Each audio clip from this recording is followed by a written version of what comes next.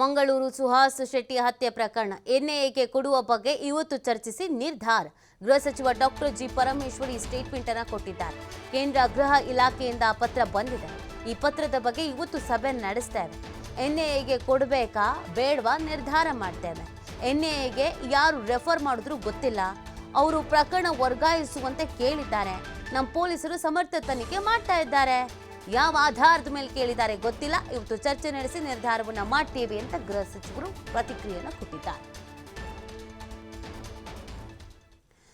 ನಮ್ಮ ಪೊಲೀಸರು ಸಮರ್ಥ ತನಿಖೆಯನ್ನ ಮಾಡ್ತಾ ಇದ್ದಾರೆ.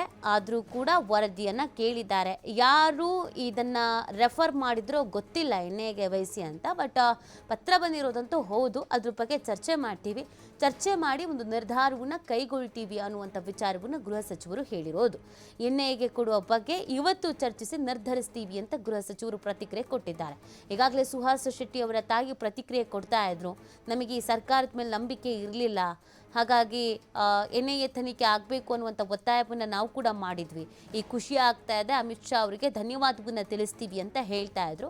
ಸೊ ಈ ಪತ್ರ ಬಂದಿದೆಯಲ್ಲ ಎನ್ಐಎಗೆ ರೆಫರ್ ಮಾಡಬೇಕು ಅಂತ, ಆ ವಿಚಾರಕ್ಕೆ ಸಂಬಂಧಪಟ್ಟಂತೆ ಗೃಹ ಸಚಿವರು ಕೂಡ ಒಂದು ಕ್ಲಾರಿಟಿ ಕೊಟ್ಟಿದ್ದಾರೆ. ಹೌದು, ಪತ್ರ ಬಂದಿರೋದು ಹೌದು ಅಂತ ನೀವು ಗಮನಿಸ್ತಾ ಇದ್ದೀರಾ. ಬಟ್ ಈಗ ಸೂಕ್ತ ರೀತಿಯಲ್ಲಿ ನಮ್ಮ ಪೊಲೀಸರು ತನಿಖೆನ ಮಾಡ್ತಾ ಇದ್ದಾರೆ ಅನ್ನೋದನ್ನು ಕೂಡ ಹೇಳಿದ್ದಾರೆ.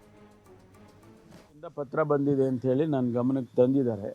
ಅದು ಅಫಿಷಿಯಲ್ ಆಗಿ ಇವತ್ತು ಚರ್ಚೆ ಮಾಡಿ ಅದಕ್ಕೊಂದು ತೀರ್ಮಾನ ತಗೊಳ್ತೀವಿ. ಎಲ್ಲ ನಡೀತಾ ಇದೆ. ಅಂತಿಮವಾಗಿ ಪ್ರಾಸಿಕ್ಯೂಷನ್ಗೆ ಅದೆಲ್ಲ ಪ್ರೊಸೆಸ್ ಏನು ನಡಿಬೇಕು ಅದೆಲ್ಲ ನಡೀತಾ ಇದೆ. ಯಾವುದು ನಿಂತಿಲ್ಲ. ಅದಕ್ಕೆ ಸಮಯ ಇದೆ, ಅದನ್ನು ಮಾಡ್ತಾ ಇದ್ದಾರೆ. ಗೊತ್ತಿಲ್ಲ ಯಾರು, ನನಗೇನು ಅದ್ರ ಬಗ್ಗೆ ಬ್ಯಾಕ್ಗ್ರೌಂಡ್ ಗೊತ್ತಿಲ್ಲ.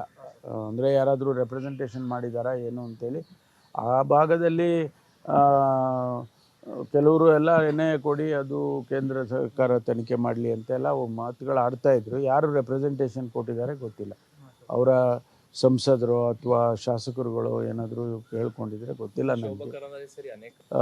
ಪತ್ರ ಅಂತೂ ಬಂದಿದೆ ಗೃಹ ಸಚಿವಾಲಯದಿಂದ, ಕೇಂದ್ರದ ಗೃಹ ಸಚಿವಾಲಯದಿಂದ ಬಂದಿದೆ ಅಂತೇಳಿ ನನಗೆ ಡಿ ಜಿ ಅವರು ಹೇಳಿದ್ದಾರೆ.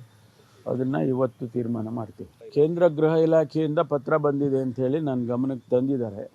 ಅದು ಅಫಿಷಿಯಲ್ ಆಗಿ ಇವತ್ತು ಚರ್ಚೆ ಮಾಡಿ ಅದಕ್ಕೊಂದು ತೀರ್ಮಾನ ತಗೊಳ್ತೀವಿ. ಎಲ್ಲ ನಡೀತಾ ಇದೆ. ಅಂತಿಮವಾಗಿ ಪ್ರಾಸಿಕ್ಯೂಷನ್ಗೆ ಅದೆಲ್ಲ ಪ್ರೊಸೆಸ್ ಏನು ನಡಿಬೇಕು ಅದೆಲ್ಲ ನಡೀತಾ ಇದೆ. ಯಾವುದು ನಿಂತಿಲ್ಲ. ಅದಕ್ಕೆ ಸಮಯ ಇದೆ, ಅದನ್ನು ಮಾಡ್ತಾ ಇದ್ದಾರೆ. ಗೊತ್ತಿಲ್ಲ ಯಾರು, ನನಗೇನು ಅದ್ರ ಬಗ್ಗೆ ಬ್ಯಾಕ್ಗ್ರೌಂಡ್ ಗೊತ್ತಿಲ್ಲ. ಅಂದರೆ ಯಾರಾದರೂ ರೆಪ್ರೆಸೆಂಟೇಷನ್ ಮಾಡಿದಾರಾ ಏನು ಅಂತೇಳಿ ಆ ಭಾಗದಲ್ಲಿ ಕೆಲವರು ಎಲ್ಲ ಎನ್ಐಎ ಕೊಡಿ, ಅದು ಕೇಂದ್ರ ಸರ್ಕಾರ ತನಿಖೆ ಮಾಡಲಿ ಅಂತೆಲ್ಲ ಮಾತುಗಳು ಆಡ್ತಾ ಇದ್ರು. ಯಾರು ರೆಪ್ರೆಸೆಂಟೇಷನ್ ಕೊಟ್ಟಿದ್ದಾರೆ ಗೊತ್ತಿಲ್ಲ. ಅವರ